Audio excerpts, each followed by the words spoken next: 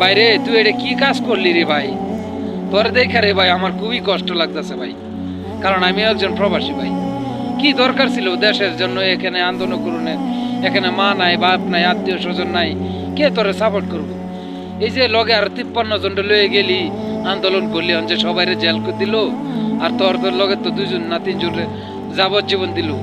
আমি তোর সাবজেক্ট বুঝাই, তোর তো মা আছে, বাপ আছে, বয়স তো এরকম বেশি হয় নাই, নিজের জীবনটা হাতে ধরে নষ্ট করে দিলি না। কে তোর এই দেশের থেকে ছুটাই নিতে আইব?